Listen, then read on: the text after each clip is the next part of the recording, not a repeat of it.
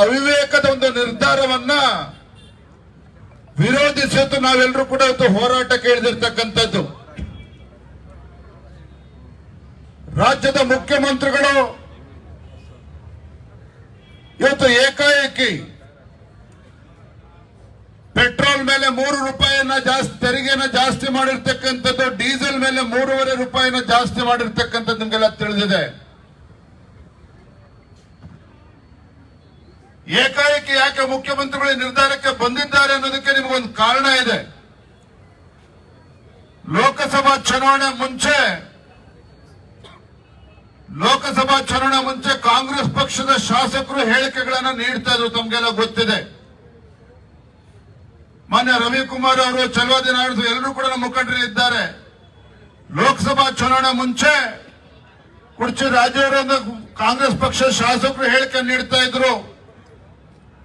ಮೊನ್ನೆ ಲೋಕಸಭಾ ಚುನಾವಣೆಯಲ್ಲಿ ಕಾಂಗ್ರೆಸ್ ಪಕ್ಷ ಕರ್ನಾಟಕ ರಾಜ್ಯದಲ್ಲಿ 18ರಿಂದ 20 ಸ್ಥಾನಗಳನ್ನ ಸಂಸದರನ್ನ ಗೆಲ್ಲದೆ ಹೋದ್ರೆ, ರಾಜ್ಯದಲ್ಲಿ ಕಾಂಗ್ರೆಸ್ ಪಕ್ಷ ಅತಿ ಹೆಚ್ಚು ಸಂಸದರನ್ನ ಗೆಲ್ಲದೆ ಹೋದ್ರೆ, ರಾಜ್ಯದಲ್ಲಿ ಕಾಂಗ್ರೆಸ್ ಪಕ್ಷ ಕೊಟ್ಟಿರ್ತಕ್ಕಂಥ, ಸರ್ಕಾರ ಕೊಟ್ಟಿರ್ತಕ್ಕಂಥ ಗ್ಯಾರಂಟಿಯನ್ನ ನಿಲ್ಲಿಸಬೇಕು ಅಂತೇಳಿ ಕಾಂಗ್ರೆಸ್ ಪಕ್ಷದ ಶಾಸಕರು ಒತ್ತಾಯ ಮಾಡ್ತಾ ಇದ್ರು.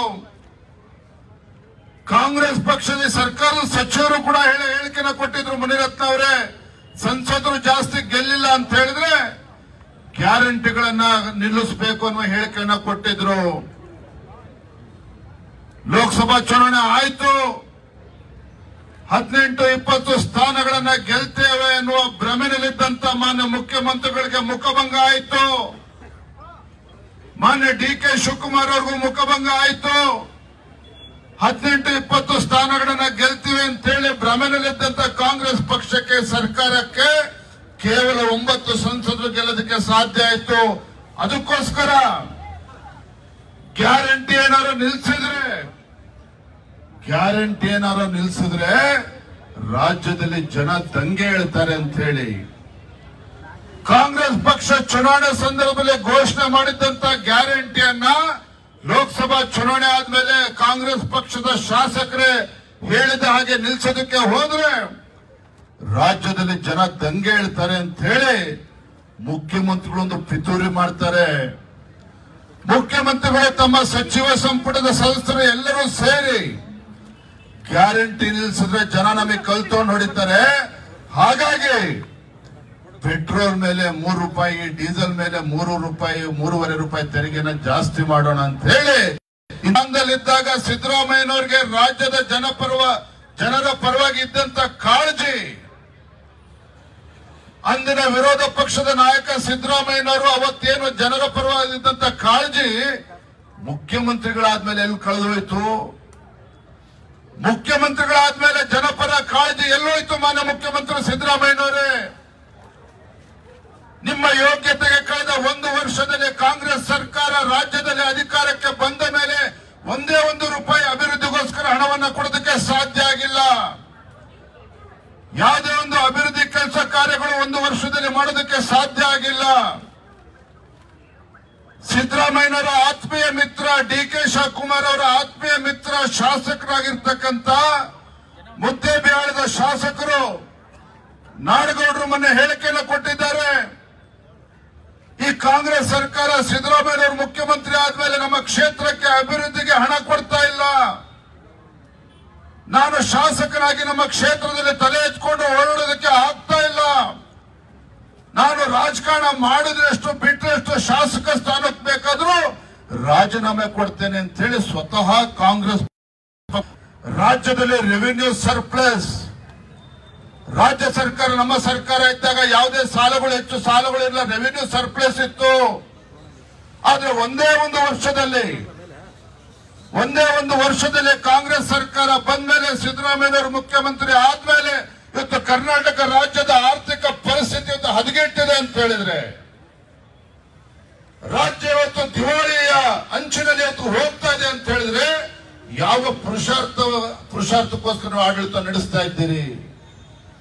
ಒಬ್ಬ ಅನುಭವಿ ಮುಖ್ಯಮಂತ್ರಿಗಳು ಇದ್ರೂ ಸಹ ಇವತ್ತು ರಾಜ್ಯದಲ್ಲಿ ಇವತ್ತು ಆರ್ಥಿಕ ಸಂಕಷ್ಟಕ್ಕೆ ಯಾಕೆ ಸಿಲುಕಾಕೊಂಡಿದೆ? ಮಹಾರಾಷ್ಟ್ರದಲ್ಲಿ ಇವತ್ತು ನಿಮಗೆ ಗೊತ್ತಿರಲಿ, ಇವತ್ತು ವಾಲ್ಮೀಕಿ ಅಭಿವೃದ್ಧಿ ನಿಗಮ 195 ಕೋಟಿ ಹಗರಣ ಇವತ್ತು ಹೊರ ರಾಜ್ಯಕ್ಕೆ ಹಣ ವರ್ಗಾವಣೆ ಮಾಡಿರ್ತಕ್ಕಂಥದ್ದು. ಬೇರೆ ಬೇರೆ ನಿಗಮದಲ್ಲೂ ಕೂಡ ದೊಡ್ಡ ಭ್ರಷ್ಟಾಚಾರ ನಡೆದಿದೆ. ಅಭಿವೃದ್ಧಿಗೆ 1 ರೂಪಾಯಿ ಇಲ್ಲ, ಆದ್ರೆ ಅವರು ಲಂಚ ಹೊಡೆಯೋದಕ್ಕೆ, ಭ್ರಷ್ಟಾಚಾರ ಮಾಡೋದಕ್ಕೆ ಯಾವುದೂ ಕೂಡ ತೊಂದರೆ ಇಲ್ಲ. ಆ ರೀತಿ ಭ್ರಷ್ಟಾಚಾರ ನಡೆಸ್ತಾ ಇರ್ತಕ್ಕಂಥ ಕಾಂಗ್ರೆಸ್ ಪಕ್ಷ ಈ ವೇದಿಕೆ ಮೂಲಕ ಮಾನ್ಯ ಮುಖ್ಯಮಂತ್ರಿಗೆ ಎಚ್ಚರಿಕೆಯನ್ನು ಕೊಡೋದಕ್ಕೆ ಇಚ್ಛೆ ಪಡ್ತೇನೆ. ಅಹಂಕಾರದಿಂದ, ಅಧಿಕಾರದ ಅಹಂಕಾರದಿಂದ ಏನು ಕಾಂಗ್ರೆಸ್ ಸರ್ಕಾರ ಇವತ್ತು ಮೆರೀತಾ ಇದೆ, ಇವತ್ತೇನು ಜನವಿರೋಧಿ ತೀರ್ಮಾನಗಳನ್ನ ರಾಜ್ಯದ ಸರ್ಕಾರ ಇವತ್ತು ಮಾನ್ಯ ಮುಖ್ಯಮಂತ್ರಿಗಳು ಏನ್ ಮಾಡ್ತಾ ಇದ್ದೀರಿ, ನಿಮ್ಮ ಅಧಿಕಾರದ ದರ್ಪವನ್ನ ಇಳಿಸ್ತಕ್ಕಂತ ಶಕ್ತಿ ರಾಜ್ಯದ ಜನರಿಗೆ ಇದೆ ಅನ್ನೋದನ್ನ ಮಾನ್ಯ ಮುಖ್ಯಮಂತ್ರಿಗಳು ಮರಿಬಾರದು. ನಿಮ್ಮ ಅಧಿಕಾರದ ದರ್ಪವನ್ನು ಕೂಡ ಇಳಿಸ್ತಕ್ಕಂತ ಶಕ್ತಿ ರಾಜ್ಯದ ಜನರಿಗಿದೆ.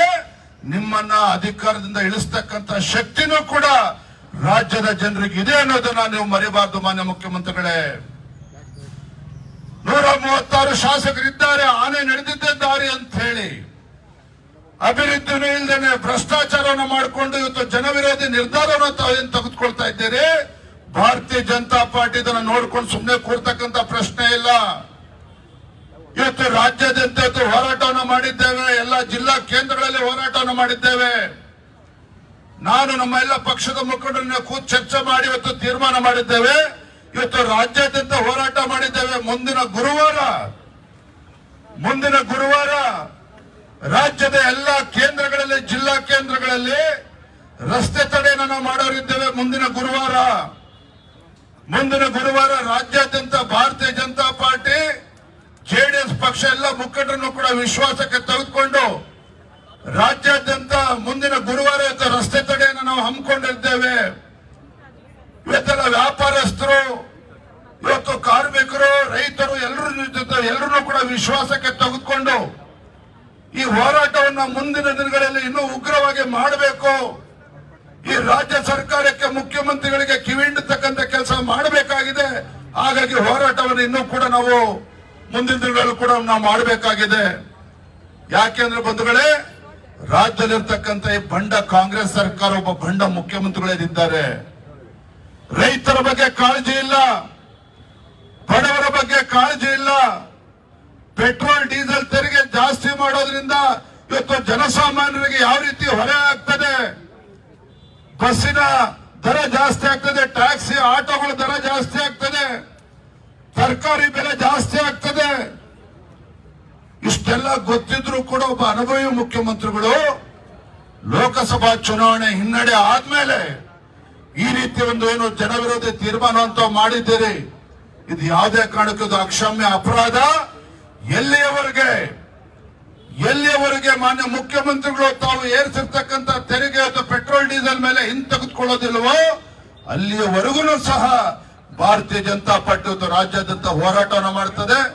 ಇವತ್ತು ನಮ್ಮಿರ್ತಕ್ಕಂಥ ನಮ್ಮೆಲ್ಲ ಕಾರ್ಯಕರ್ತರ ವಿನಂತಿಯನ್ನು ಮಾಡ್ತಕ್ಕಂಥದ್ದು, ಈ ರೀತಿ ಒಬ್ಬ ಜನವಿರೋಧಿ ಸರ್ಕಾರ, ಜನವಿರೋಧಿ ಮುಖ್ಯಮಂತ್ರಿಗಳು ರಾಜ್ಯದಲ್ಲಿ ಇದ್ದಾಗ ನಾವು ಸುಮ್ಮನೆ ಕೂರ್ತಕ್ಕಂಥ ಪ್ರಶ್ನೆ ಇಲ್ಲ. ನಾವು ವಿರೋಧ ಪಕ್ಷವಾಗಿ ಇವತ್ತು ಜನರ ಪರವಾಗಿ ಇವತ್ತು ಧ್ವನಿಯನ್ನು ಎತ್ತಬೇಕಾಗಿದೆ. ರಾಜ್ಯದಲ್ಲಿರ್ತಕ್ಕಂಥ ರೈತರು, ಬಡವರಿಗೆ, ಸಾಮಾನ್ಯ ಜನರಿಗೆ ಇವತ್ತು ನ್ಯಾಯ ಕೊಡಿಸ್ತಕ್ಕಂಥ ಕೆಲಸ ನೀವು ಎಲ್ಲರೂ ಕೂಡ ಸೇರಿ ಮಾಡಬೇಕಾಗಿದೆ ಅನ್ನೋದನ್ನ ನಾವು ಮರಿಬಾರದು. ಹಾಗಾಗಿ ನಾ ಇಷ್ಟು ಮಾತ್ರ ಸಂದರ್ಭದಲ್ಲಿ ಹೇಳ್ತೇನೆ, ಇವತ್ತೇನು ದುರಂಕಾರದಿಂದ ನಡ್ಕೊಳ್ತಾ ಇರ್ತಕ್ಕಂಥ ಕಾಂಗ್ರೆಸ್ ಸರ್ಕಾರಕ್ಕೆ ಒಂದು ತಕ್ಕ ಪಾಠವನ್ನ ನಾವು ಕಲಿಸಬೇಕಾಗಿದೆ. ಈ ಜನವಿರೋಧಿ ನಿರ್ಧಾರವನ್ನ ಹಿಂತೆಗೆದುಕೊಳ್ಳುವವರೆಗೂ ಕೂಡ ನಾವು ಈ ಹೋರಾಟದಿಂದ ಹಿಂಸರಿತಕ್ಕಂಥ ಪ್ರಶ್ನೆ ಏನಲ್ಲೋ ಇಲ್ಲ ಅನ್ನೋ ಮಾತನ್ನ ಸಂದರ್ಭದಲ್ಲಿ ಹೇಳ್ತಾ, ಭಾರತೀಯ ಜನತಾ ಪಾರ್ಟಿ ನಾವು ಯಾವತ್ತೂ ಕೂಡ ಜನರ ಪರವಾಗಿ ಧ್ವನಿ ಎತ್ತಕ್ಕಂಥವ್ರು, ಹೋರಾಟವನ್ನ ಯಶಸ್ವಿಯಾಗಿ ಮುಂದಿನ ಕೂಡ ಮಾಡೋಣ ಅಂತಕ್ಕಂಥ ಮಾತನ್ನ ಹೇಳ್ತಾ, ಈ ಒಂದು ವಿಶೇಷವಾದಂತ ಸಂದರ್ಭ ಬಹಳ ಕಡಿಮೆ ಅವಧಿಯಲ್ಲಿ ಕರೆದರೂ ಸಹ ದೊಡ್ಡ ಸಂಖ್ಯೆಯಲ್ಲಿ ಇವತ್ತೆಲ್ಲ ನಮ್ಮ ಬೈರತಿ ಬಸವರಾಜ್ ಅವರ ನೇತೃತ್ವದಲ್ಲಿ, ನಮ್ಮೆಲ್ಲ ಶಾಸಕರ ನೇತೃತ್ವದಲ್ಲಿ, ಅಧ್ಯಕ್ಷರ ನೇತೃತ್ವದಲ್ಲಿ ದೊಡ್ಡ ಸಂಖ್ಯೆಯಲ್ಲಿ ತಾವು ಬಂದಿದ್ದಾರೆ. ಎಲ್ಲರೂ ಸಹ ಒಂದು ಘೋಷಣೆ ಹಾಕಿ ನಮ್ಮ ಹೋರಾಟ ಬಲೋ ಭಾರತ್ ಮಾತಾಕ್ಕೆ, ಜನಪರ ಹೋರಾಟಕ್ಕೆ, ರೈತ ವಿರೋಧಿ ಸರ್ಕಾರಕ್ಕೆ,